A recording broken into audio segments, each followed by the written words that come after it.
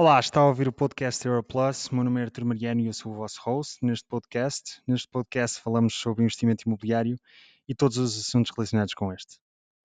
Bem-vindos a mais um episódio. Olá, muito bem-vindos a mais um podcast da Europlus. Hoje tenho comigo a senhora bastonária da Ordem dos Contabilistas Certificados, Paula Franco. Quisemos trazê-la porque entendemos que, além da Ordem dos Contabilistas Certificados, ter muito feedback relativamente não só a contabilistas como a empresários que reportam naturalmente as dificuldades pelas quais estão a passar com o Covid-19. Além disso, é importante percebermos uma coisa, que é, nós aqui na Europlus achamos que o imobiliário desta vez, portanto haverá uma crise económica, isso já é um dado certo, pelo menos eu já tomo isso como um dado certo, mas não será uma crise iniciada no imobiliário, será uma crise económica e que poderá levar o imobiliário por arrasto. E é por isso que nós nos temos debruçado tanto sobre as questões de economia.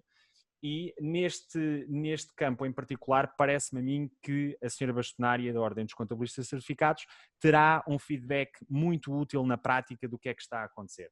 Senhora bastonária, queria lhe agradecer muito ter aceito o nosso convite e estar aqui. Obrigada, muito obrigada pelo convite. É um prazer enorme estar aqui e poder contribuir. Ótimo. Entretanto, queria também lhe agradecer por a Ordem ter estado envolvida no lançamento do nosso terceiro livro, Como Poupar Impostos no Imobiliário, na altura um lançamento em Lisboa, que infelizmente a senhora bastonária não pôde estar presente, mas teve alguém a representar a Ordem dos Contabilistas Certificados, o que muito nos apraz, não só a nós como ao autor, que naturalmente é contabilista certificado e membro da Ordem, e ele próprio também queria que eu lhe deixasse aqui esse agradecimento, não só a si como à Ordem. Muito bem, senhora bastonária, eu começaria aqui pela questão da execução do layoff e do processamento dos apoios. Tivemos 3 versões do decreto layoff, mais uma atualização. Foi, se me permite, em bom português, uma grande atrapalhada. Inclusivamente eu tenho amigos que são donos de empresas de contabilidade, 2 amigos, que me disseram que, à luz do primeiro decreto, por exemplo, já não tinham passado a declaração que depois a interpretação do segundo decreto ou da atualização do primeiro decreto daria. Portanto, muita gente se queixou. E eu aqui tenho não vou ser tão crítico quanto a isso, eu sou mais crítico relativamente a uma coisa. Nós vivemos em Portugal, portanto eu vivi lá fora, conheço bem a realidade dos outros países, ou pelo menos de alguns, e eu entendo que a complexidade da contabilidade em Portugal é muito grande, nomeadamente esta questão de que as empresas têm que enviar os CAFTs, enfim, além de tudo o resto. Parece-me a mim que a autoridade tributária e, porquanto, o governo tem toda a informação que necessita sobre uma empresa. Como é que se justifica que com uma contabilidade, e eu estou aqui naturalmente a fazer uma pergunta em tom crítico, porque é essa a minha opinião, como é que se justifica que num país onde os contabilistas têm, e as empresas, por arrasto, têm tanta complexidade no desenrolar da contabilidade, onde o Estado tem tanta informação sobre as empresas, se demora tanto tempo a executar o layoff e as empresas muitas vezes entraram, como eu ouvi a senhora bastonária a dizer no grupo parlamentar, na audição do grupo parlamentar, em que muitas empresas não tinham liquidez em caixa, era um problema, também a questão da linha de apoios era outro problema, mas relativamente à execução dos layoffs, como é que se justifica num país com uma contabilidade tão pesada, com um sistema fiscal tão complexo, isto acontecer? Bom, isso tem uma explicação muito lógica, não é? Que aquilo que falou é verdade, a nossa contabilidade aqui não é mais complexa que nos outros países. A apresentação de contas ao Estado é que é mais complexa. Porquê? Porque há uma influência e uma intervenção direta da fiscalidade na contabilidade. Repare que a maior parte das obrigações que nós temos em termos contabilísticos vêm da fiscalidade e não das normas contabilísticas. Precisamente pelo controle e porque o apuramento dos impostos é feito com base na contabilidade, logo a fiscalidade quer controlar esse mesmo apuramento, tornando-a mais complexa. A questão dos layoffs é algo que se explica muito bem. Portanto, nós entramos num processo repentino de Covid, não é? Em que as empresas foram obrigadas a fechar de um momento para o outro. Não houve tempo de preparação, não houve tempo de se prepararem medidas com planeamento e, portanto, tudo isto entrou no imediato. Repare que na semana e eu não pude estar no lançamento do livro, porque nem sequer estava em Portugal nessa altura, foi a doutora Cristina Pena Silva e tive muita pena, mas ela foi-me representar. E repare, eu ainda estive fora na última semana de fevereiro, portanto as pessoas ainda se deslocavam e repentinamente em março nós vimos nos confrontado com esta situação a meio do mês, sendo que a 22 as empresas tiveram, quase todas as que têm porta aberta tiveram que fechar. Por isso, não há dúvida que toda a regulamentação e a implementação destes mecanismos não é fácil. E estamos a falar de uma situação que o Governo baseou os apoios às empresas em duas medidas essenciais. Um apoio por parte do Estado direto, através da Segurança Social e dos apoios do layoff, e outro recorrendo à banca e ao financiamento das empresas. E a expectativa, penso eu, não estou no governo, mas penso que a expectativa fosse de que este apoio da banca chegasse às empresas antecipadamente, a tempo de evitar muitos problemas para as empresas. E depois viriam os apoios do layoff, que entretanto se construía a máquina para que os apoios chegassem. Repare que a 22 é que as lojas fecharam, a 27 é que foi outra vez alterado o diploma que permitia que muitas delas acedessem ao layoff. Portanto, estamos a falar, e estamos agora em maio, portanto estamos a falar de 1 mês e meio, portanto foi em tempo muito curto que se tentou implementar muitas medidas. E depois a dimensão que estas medidas alcançam. Nós não estamos a falar de meia dúzia de empresas a recorrer, estamos a falar de muitas empresas. Claro que o legislador nem sempre é claro e, portanto, o que falhou num primeiro momento foi a clarificação na execução daquilo que eram os pedidos dos layoffs, tanto que aquilo que nós verificamos, naquilo que temos tido agora em termos de resolução de muitos casos com a Segurança Social, é que os piores casos foram os primeiros, porque não foram bem feitos, porque não havia esclarecimentos necessários para ele e, portanto, que se criaram ali alguns entraves ou necessidade de cruzamento ou necessidade de informação que na altura nenhuma empresa estava preparada para dar. E por isso mesmo é que levou a todas estas questões. Portanto, eu acho que o apoio vir da Segurança Social foi uma solução, aliás era de onde podia vir, mas a Segurança Social normalmente arrecada contribuições, não paga. Só paga a contribuintes individuais, portanto não tinha a sua máquina preparada para pagar apoios a empresas. E isso é que gerou também esta confusão toda em termos do grande número de processos, que foram muitos a chegar à Segurança Social e a gestão de todos os processos. Por exemplo, uma das questões que a Ordem chamou a atenção desde o primeiro momento é que o próprio pedido do layoff baseia-se num formulário que é impresso, preenchido ali informaticamente, mas depois é impresso, assinado, criado um PDF e enviado em conjunto com um Excel, onde são discriminados os trabalhadores. Ora, isto por si só gera logo à partida alguma necessidade de tratamento manual e é muito mais suscetível de erros. A partir do momento em que pode pôr várias opções e o formulário não invalida essas opções, os erros são muito grandes. E repare que, ao princípio, os empresários entraram todos em pânico e pressionaram muito também os contabilistas para entregar. Ainda não havia informação suficiente. E, portanto, isso gerou, obviamente, o envio massivo de muitos pedidos de layoff que ainda não estava amadurecida a legislação, ainda não estava clarificada para se poder preencher com certezas, não é? A Ordem, desde o primeiro momento, começou a fazer reuniões para esclarecer e para tentar interpretar, mas claro que muitas das situações não estavam claras na lei, portanto dependíamos da Segurança Social para interpretar muitas destas situações, e hoje o que vemos é que muitos destes layoffs não estão ainda despachados por causa disto, por situações que não estavam completamente clarificadas, outros porque foi realmente uma entrada de muitos processos em que alguns deles os contribuintes tinham dívidas, etc. E, portanto, obrigou a que se gerasse muito tratamento manual numa dimensão enorme.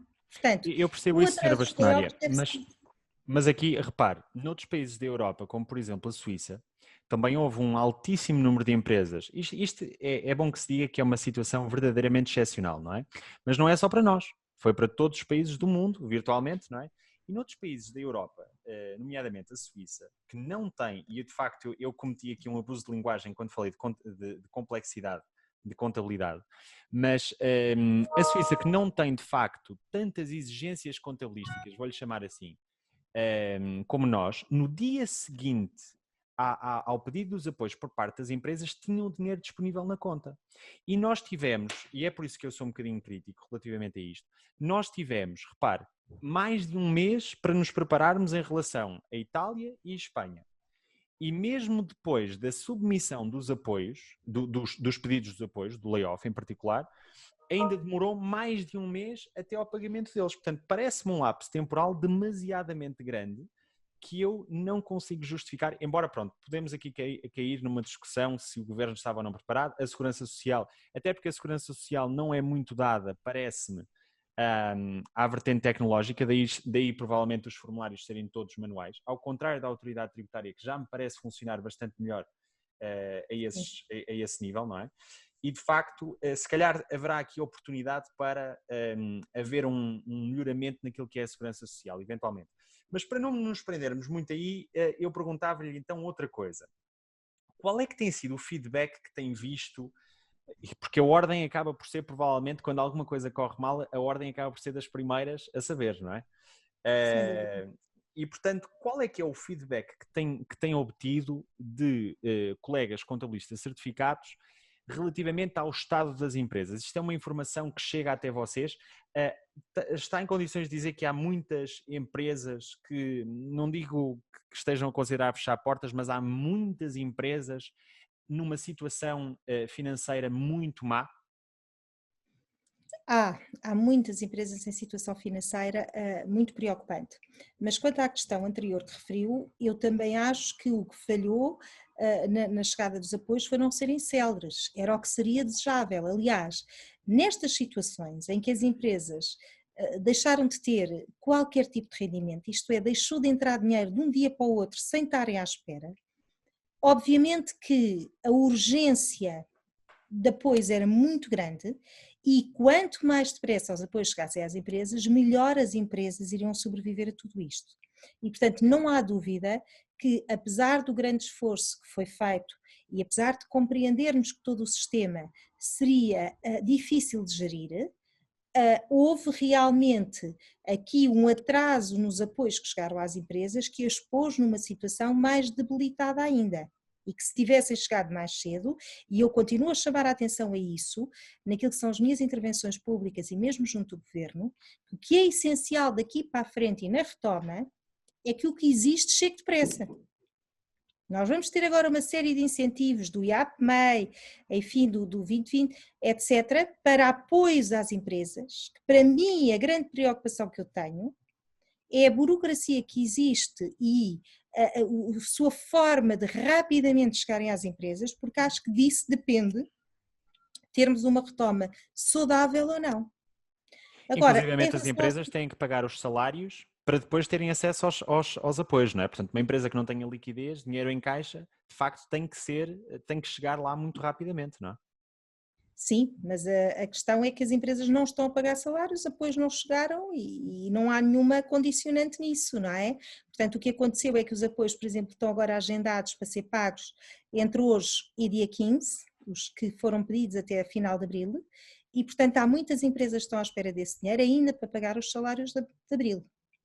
Portanto, aqui temos várias situações que a chegada rápida dos apoios é fundamental na economia portuguesa, porque as empresas portuguesas não têm um nível de recursos e de poupança que lhes permita aguentar mais do que meio mês a um mês sem ter rendimentos. Portanto, isso é uma situação que temos que perceber, a fragilidade do nosso sistema empresarial é esse, e que nos vai deixar aqui muitas reflexões para o futuro, daquilo que vivemos agora do Covid, percebermos realmente que a sustentabilidade das empresas é algo que se tem que trabalhar muito. Quanto à outra questão que referiu e que tinha a ver com, lembra-me lá? Portanto, a segunda questão tinha a ver com o feedback que a Ordem recebia por parte das empresas relativamente à má situação em que estavam. e que a senhora bastonária me disse que de facto há muitas empresas numa condição financeira muito, muito vulnerável e muito frágil. Mas eu se calhar até pegava aí nesse último, porque isso acabou por ser o que mais me surpreendeu.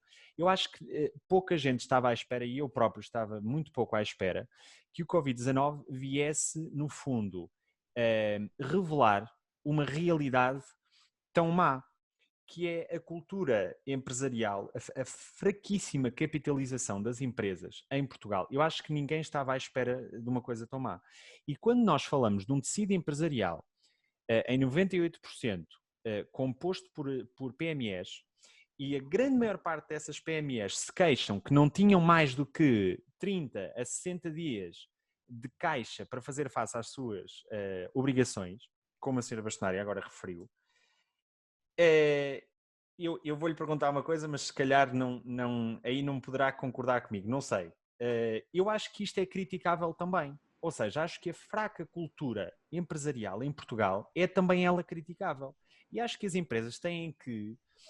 se calhar se falarmos de startups que estão a começar e que estão a desenvolver o seu negócio, isso é um assunto e pronto, e acho que aí se percebe que de facto essas empresas não tenham ainda amadurecido do ponto de vista financeiro para uma coisa destas. Mas muitas vezes falamos de empresas com 20 e 30 anos de atividade que se queixaram agora que não tinham mais do que 30 dias de dinheiro em caixa. Ora, isto não é criticável por um lado e por outro, e esse para mim é o ponto central até de nós falarmos desta questão do impacto do Covid-19 na economia, não é por outro um sinal claríssimo de que a nossa economia é muito frágil e em particular muito mais frágil do que aquilo que se pensava? Claramente sim. Aliás, a Ordem há muito que chama a atenção para esse assunto e eu em muitas intervenções públicas tenho chamado a atenção para este assunto. Quem cria riqueza nos países são as empresas, não são os governos. Portanto, a riqueza tem que ser criada pelas empresas, pela criação de postos de trabalho e pelo dinheiro que a própria economia faz e as empresas fazem e introduzem no mercado. Portanto, uma das coisas que de facto fragiliza muito Portugal é o facto das nossas empresas não estarem a criar a riqueza suficiente. E isto vai trazer ao de cima estes problemas. As empresas vivem ao mês, recebem, pagam. Portanto, a sua sustentabilidade num período como este é quase nula. Portanto, ou tem apoios ou não tem hipótese de sobreviver. Agora, vamos mudar isto e como é que se muda isto? Que é uma questão que eu acho que deve ser agora muito discutida, porque isto é uma realidade que muitos de nós sabemos, falamos, mas agora tornou-se o seu impacto naquilo que é a vida de muitos trabalhadores, tornou-se, no fundo, mais visível com esta realidade a vir de cima. Agora, o que é que podemos fazer? Nós temos um país que o salário mínimo tem subido bastante nos últimos tempos, mas continua em 635 euros. O salário médio em Portugal está-se a aproximar cada vez mais do salário mínimo, o que é desastroso.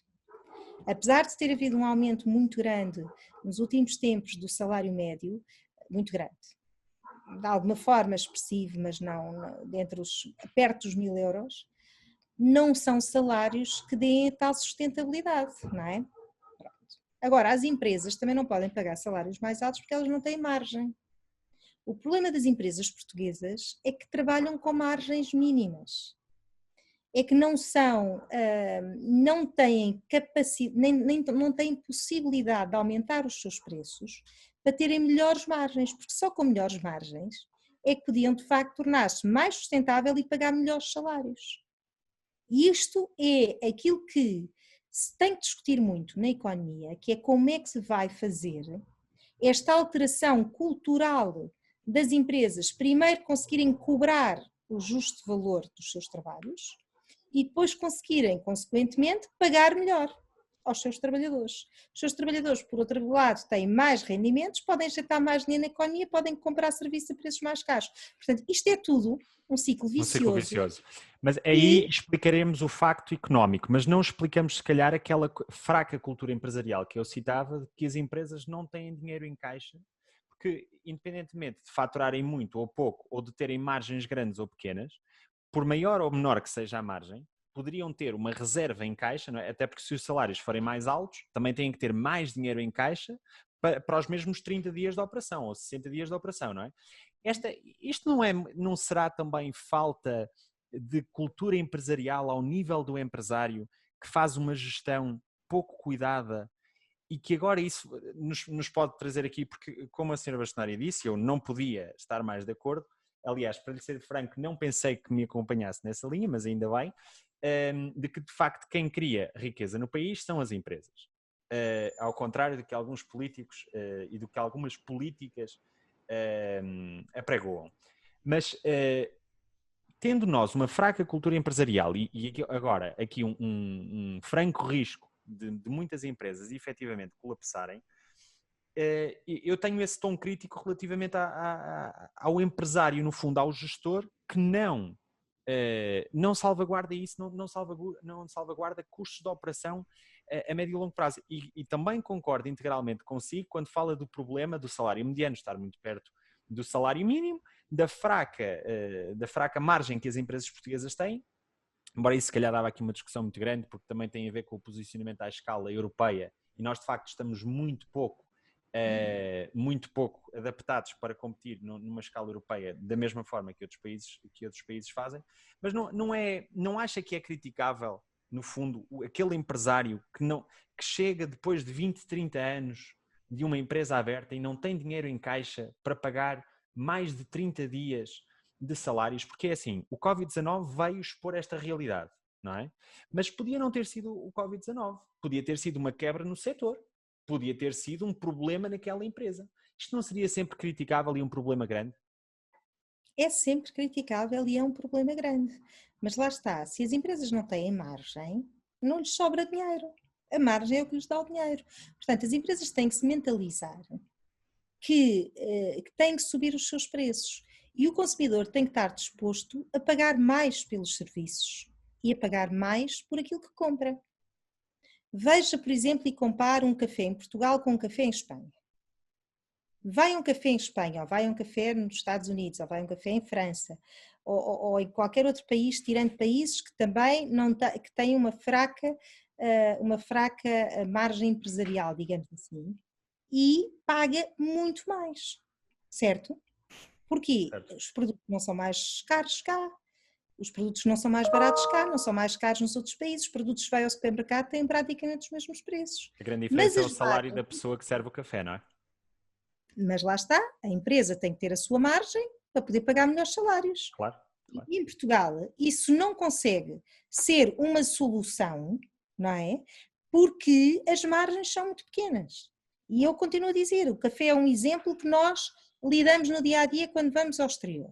Vai a um restaurante, não paga refeições como paga em Portugal. Claro que em Portugal o cidadão comum consegue fazer um almoço e um jantar fora, se calhar um almoço principalmente quando está a trabalhar, todos os dias fora. E o cidadão do resto dos países da União Europeia não consegue, não é?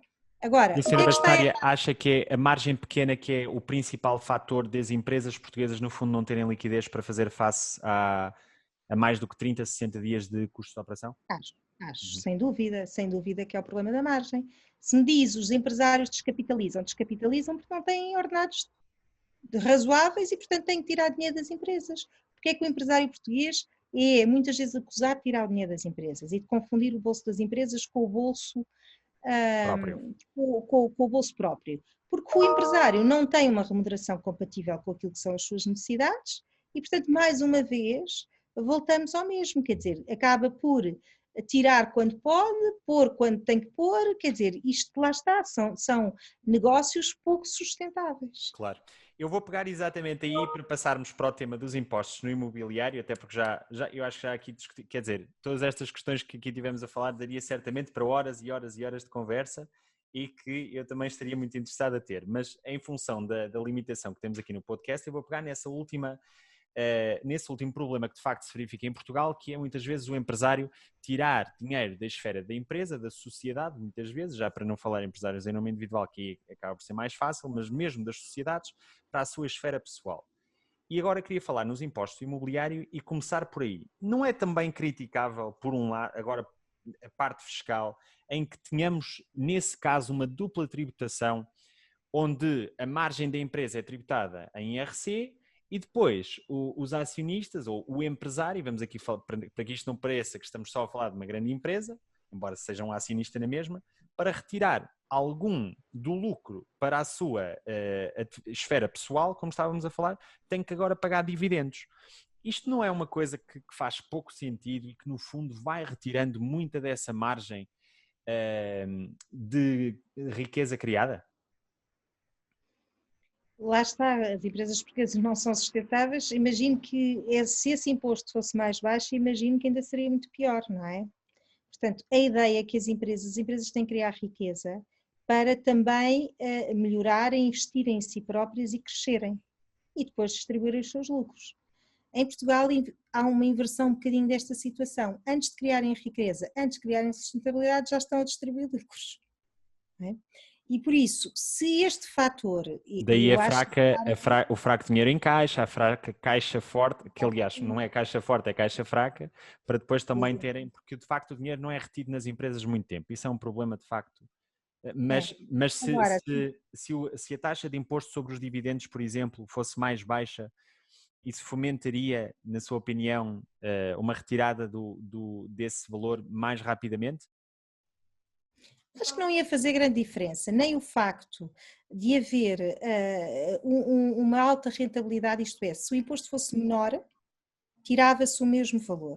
Se o imposto fosse maior, também se tirava o mesmo valor. Portanto, não acho que seja por aí que incentive. Claro que se nós falarmos em termos teóricos, o facto das empresas serem tributadas em RCI e a seguir para a distribuição dos seus dividendos também haver uma tributação, pois claro que há aqui uma dupla tributação que não é desejável, não é? E que em outros países há muitos mecanismos de eliminar esta dupla tributação. Agora, em Portugal, o que eu acho é que realmente se este imposto fosse mais baixo, havia uma descapitalização ainda maior das empresas e isso não era positivo. Uhum. Ora bem, então nesta linha dos impostos imobiliários eu convidava a seguir-me aqui aquilo que eu tenho já dito há algum tempo. Aliás, nós na Aeroplus vamos propor uma reforma tributária no imobiliário, vamos ver até onde é que isso chega, apenas como um objetivo, como uma missão social.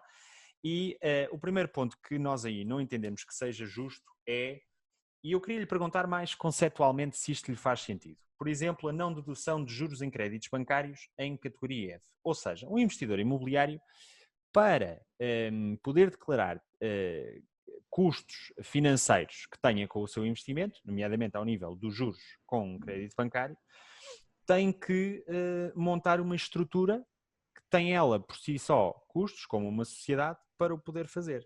E nós entendemos que isto é uma limitação muito grande, agora que já não é uma questão tão fiscal, já é uma questão mais estrutural, entendemos nós que isto é uma limitação muito grande a quem quer comprar imóveis e colocá-los no mercado de arrendamento, que é um problema que nós temos em Portugal, crónico, onde temos uma taxa de habitação própria permanente altíssima, que não se compagina com aquilo que é a fraca economia que nós temos. Basta comparar com os outros países da Europa, onde vemos que as maiores economias, como a alemã e a britânica, têm taxas de habitação própria e permanente muito baixas, na casa dos 50, 50 e poucos por cento, e nós estamos nos 80%. Conceitualmente não faria sentido, por exemplo, esta questão da não dedução, da dedução de juros com créditos à habitação em categoria F? É assim, em categoria F podia haver muitos incentivos, mas eu até diria que a partir do momento em que temos uma taxa liberatória de 28%, acabou por ser, no fundo é quase como ter um investimento em dinheiro, não é? Quase o mesmo valor que os juros dos investimentos mobiliários ou os rendimentos nas vendas de ações, etc., tem, que é uma taxa, no fundo, liberatória desses mesmos 28%. E por isso acho que a partir do momento em que passou a existir isso, a injustiça acabou por ser menor. Agora, se nós tivéssemos aqui uma situação em que todos os custos essenciais e necessários à obtenção daquele imóvel e à obtenção do rendimento daquele imóvel fossem de facto considerados no abate ao rendimento gerado, aí os juros faria todo o sentido de existir. Aliás, a norma diz isso, mas exclui os juros. Exatamente. Porquê? efetivamente os investidores podem recorrer ao crédito para aquele mesmo investimento e para incentivar o arrendamento. Mas os juros são de facto aqueles que estão excluídos. E porquê? Porque se entende que se precisa de recorrer ao crédito não deve ser o Estado, digamos assim, a deduzir isso e a ter uma diminuição daquilo que tributa por aquilo que o sujeito passivo quer fazer em termos do seu próprio investimento. Agora, que tinha lógica, tinha, como é óbvio, e que é algo que não incentiva muito. Aliás, diz-se muito que o investimento imobiliário é para pessoas que tenham dinheiro e, de facto, é muito difícil quem não tem cash, digamos assim, investir e recorrer a créditos para iniciar esse tipo de investimentos. Porque depois tem uma série de questões que não pode abater, nomeadamente aí na categoria F. Exato. Aliás, eu iria mais longe. Eu não conheço nenhum país do mundo, pelo menos há 2 anos atrás, quando eu tinha feito esta análise, eu não conheço nenhum país do mundo que não permita a dedução dos gastos financeiros, nomeadamente na forma de juros, com o investimento imobiliário e, simultaneamente, não permita a depreciação que nós temos no imóvel. Coisa que na categoria F nenhuma nem outra. Nós não podemos ter as duas. Aliás, os custos financeiros que eu acho que o Código Fiscal referem-se aos dois. Àquilo que é a depreciação do imobiliário e à adoção de juros. Portanto, eu não conheço nenhum Código Fiscal no mundo e na altura vi vários. E aquilo que me parece, e é aqui que nós, de facto, questionamos muito e criticamos muito, para ser mais aberto, a categoria F, é que ela não é uma simplificação, por exemplo, de uma B ou de uma sociedade. É uma limitação dessas categorias. Isso não faz sentido, porque tal como nós, na nossa economia, temos muitas PMEs que constituem, de resto, o grosso do nosso tecido empresarial, para termos uma oferta de arrendamento de qualidade no nosso país, tínhamos que ter muita gente. Ao invés de grupos económicos grandes, concentrados, tínhamos que ter muitos indivíduos a potenciar o mercado imobiliário dessa forma. Ora, esses pequenos indivíduos normalmente não têm uma grande estrutura social e financeira para fazer isto. Logo, são remetidos à categoria F. E na categoria F deparam-se com todos estes problemas, que na realidade não são mais do que desincentivos a terem uma atividade imobiliária. Faz sentido? Concorda comigo? Faz sentido, concordo. Obviamente que eu continuo a achar que o melhor investimento que existe continua a ser o imobiliário, não é? Pelo menos na nossa cultura. Então a senhora bastonária ainda é mais inteligente do que o que eu pensei. Obrigada. É o melhor investimento que temos, é de facto o imobiliário. Agora, ele tem muitas limitações em termos daquilo que são as suas deduções e, portanto, o investimento imobiliário tem que se ver também como algo que se deve fazer profissionalmente. E acho que aí a categoria F não é de facto, apesar de ter a taxa especial dos 28%, que veio ajudar muito os senhorios, não deixa de ser algo que tem que ser já gerido com algum profissionalismo. Antigamente não era assim, hoje já precisa de ser. Porque a complexidade fiscal já é muita e, portanto, eu diria que na maior parte das situações, o que é indicado para quem tem património e quer fazer investimentos, nomeadamente recorrendo ao crédito, não precisa ter uma sociedade. Pode ser através da categoria B com contabilidade organizada. Já lhe vai permitir incluir todos esses custos, não é? Já não vai ter estas restrições, porque não tem depois a taxa dos 28%, mas já desce consideravelmente o rendimento sujeito à tributação.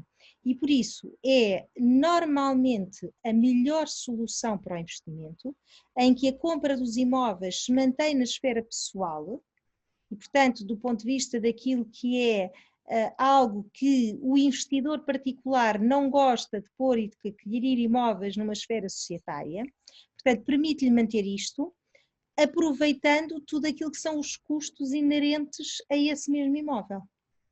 Mas normalmente, Sra. Bastonária, do ponto de vista prático, daquilo que é o facto de eu interagir com muitos investidores imobiliários e já fazer isto há mais de 10 anos, posso lhe dizer que aí eu tenho visto as pessoas ou optarem pela categoria F, pela simplicidade que ganham em virtude de todas as limitações que falámos, ou então, a terem esse custo de contabilidade organizada, preferirem automaticamente abrir uma sociedade, mesmo que unipessoal. Não só pela parte fiscal, que mesmo assim ainda continua a ser mais vantajosa, na minha opinião, na sociedade, como também pela questão jurídica.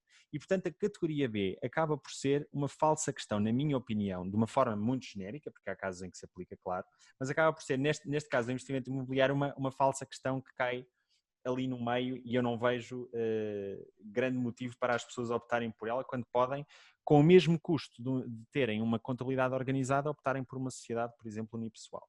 E pegando também no que estava a dizer, que de facto a categoria F já envolve quase uma profissionalização daquilo que é a contabilidade. Falemos, por exemplo, nos reportes das perdas na categoria F, que têm que ser englobados no ano em que há a perda e no ano em que tem que se ir buscar a perda, e as pessoas normalmente não têm acesso a esta informação. Era uma coisa que nós estávamos outro dia a falar precisamente com o Marco, com o Dr. Marco Libório, o autor do nosso livro, em que de facto este tipo de informação as pessoas não fazem, não têm noção, e não têm noção daquilo que é a profissionalização enfim, que tem que se ter para gerir esta questão fiscal na categoria F. Eu acho que falámos aqui de várias coisas, infelizmente não podemos estender muito mais o podcast. Eu adoraria trazê-lo uma segunda vez para lhe apresentarmos aqui mais ideias que nós temos nos impostos do imobiliário e confrontarmos também com aquilo que faz sentido. Infelizmente tivemos que aqui, infelizmente ou felizmente, tivemos que aqui gastar algum tempo por causa do Covid-19 e nós pronto, teríamos muito mais interesse em discutir aqui os impostos no imobiliário. Uma última nota, devo-lhe dizer que uma das especialidades do meu escritório é precisamente ter muitos clientes na área do imobiliário, e olha que é extremamente compensador estar em contabilidade organizada, e um dia falaremos melhor sobre isso, mas é o melhor modelo para quem tem muitos imóveis a nível familiar. Quando diz contabilidade organizada, está-se também a referir à categoria B? Mas genericamente não acha mais vantajoso ter uma sociedade constituída, uma vez que já se incorre no custo logístico e financeiro de ter... Não, por vários motivos. Primeiro, para ter uma sociedade constituída, os imóveis estão numa sociedade. Portanto, em termos sucessórios, é algo que nem todos aqueles que têm património querem incorrer nessa alteração, nomeadamente pagamentos de IMT, ou depois mais tarde possam querer rever essa situação e voltarem a ter que pagar o respectivo IMT. E depois tem aqui uma questão que eu acho que as pessoas também desvalorizam, é que se a atividade da empresa, se a compra de imóveis é a atividade da empresa, cai na transparência fiscal. Portanto, tem que se ter algum cuidado por isso e, portanto, vai cair na esfera em termos de tributação, tal e qual como o IRS. E, portanto, voltamos outra vez à mesma questão. E depois tem é que muitas das pessoas que têm este tipo de atividade vivem desses rendimentos e, portanto, precisam de tirar o dinheiro para a sua vida pessoal e, portanto, a melhor forma de gerir isto sem ter a complexidade das sociedades, que temos entes jurídicos diferentes e, portanto, lá está a descapitalização, é através deste modelo. Portanto, um dia ainda teremos com certeza a oportunidade de conversar sobre isto, mas é de facto das melhores soluções. Certo. Não, eu compreendo isso, aliás, até haveria aqui uma questão muito pertinente que era falar da exploração, muitas vezes, que a empresa pode fazer dos imóveis que estão a título pessoal também, não é? Que normalmente é uma opção bastante interessante. De facto, em função aqui do Covid-19, há aqui, pronto, estas questões da economia que nós ultimamente estamos muito centrados, porque acreditamos que vai haver uma correção do mercado imobiliário em virtude do impacto do Covid-19 na economia, que por sua vez vai levar a uma grande, vai ter um efeito muito detrimental naquilo que é o imobiliário e, portanto, centrarmos-nos mais nesta questão, mas definitivamente, ainda para mais, com aquilo que agora a senhora Bastonária disse no final, temos mesmo que marcar um segundo podcast daqui a uns tempos, depois de passar o Covid-19 e os contabilistas não estarem com tanto trabalho e com tantas responsabilidades. Já agora dizer também que isto é uma opinião pessoal, aliás, como todas as outras que eu emiti, mas queria agradecer aos contabilistas do país, porque de facto acho que é um setor onde as pessoas têm muita responsabilidade e normalmente a nossa sociedade não as remunera de acordo nem com a responsabilidade que têm, nem com o trabalho que têm. Aliás, se há uma profissão que eu não gostaria de ter por causa disso, é precisamente ser contabilista certificado, porque acho que efetivamente as coisas estão muito desbalanceadas entre aquilo que é e muitas vezes não só a vertente financeira, também o reconhecimento por parte das empresas naquilo que o contabilista faz. Acho que de facto, não sei se tem a mesma opinião. Tenho, infelizmente tenho, não é? Eu acho que é um ponto que temos que mudar. Já mudou bastante, mas ainda temos muito mais a fazer. O reconhecimento e a dignificação da profissão também se faz pelo retorno. E, portanto, o pagamento das avanças aos contabilistas está aquém daquilo que é o conhecimento e aquilo que é o trabalho dos contabilistas. E isso tem que ser alterado na sociedade. Vai um bocadinho de encontro àquilo que estávamos a falar no princípio e das margens, não é? Primeiro é saber onde se ganha e onde se perde, e as empresas todas precisam de saber isso, e o contabilista também. E o contabilista muitas vezes trabalha abaixo daquilo que são as suas horas de trabalho. Cobra aquilo que não corresponde ao seu trabalho. Certo. Infelizmente também acho que há aí um problema de procura e oferta, não é? Há muitos contabilistas certificados, mas também é, acima de tudo, na minha opinião, um problema cultural. É de facto não valorizar aquilo que é o trabalho e o contributo que um contabilista certificado dá muitas vezes a uma empresa. Eu próprio já incorri nesse erro, sou direto. Já no início eu tentava de facto pagar o mínimo possível. Desde então já trabalhei com 3 contabilidades diferentes em diferentes contextos e propus-me sempre unilateralmente a aumentar as avanças que tinha para com os contabilistas certificados, porque tem sido uma coisa que eu me tenho vindo a perceber nos últimos talvez 2, 3 anos, que de facto os contabilistas são um excelente assessor das empresas e dos investidores imobiliários, que é a audiência para a qual nós estamos a falar, e que raramente são reconhecidos tanto em esforço como em competência, e de facto é um problema que eu identifico, de facto.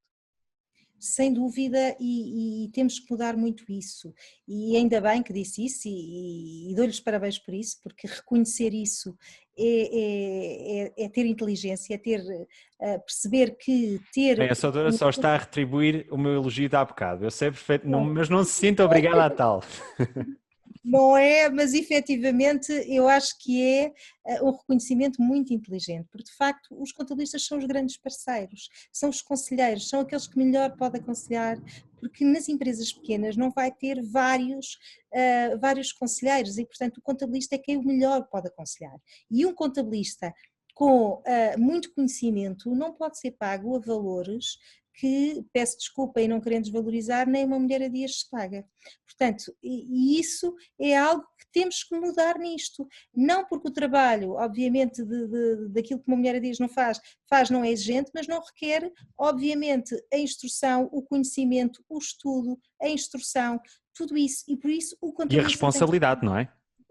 A responsabilidade então é ímpar, não é? Que Não eu há acho que é o fator principal de facto disso. E outra coisa que também importa dizer e que eu me tenho vindo a perceber nos últimos tempos, que é a quantidade de informação, legislação tributária avulso que os contabilistas têm que recorrentemente ter em termos de formações, não só da ordem como eventualmente de outro, mas têm que ter um acompanhamento muito, muito grande.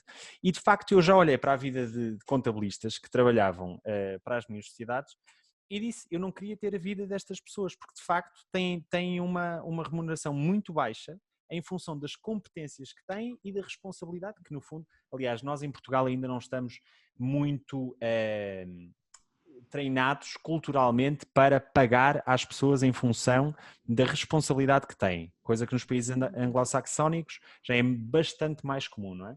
E de facto nos contabilistas nota-se isso de forma aberrante, não é? E portanto, ainda bem que concordamos e de facto ainda mais, senhora Bastonária, relevante é trazê-la aqui a um segundo podcast também para falarmos destas questões e incidirmos mais no imobiliário e na reforma tributária que nós estamos a preparar.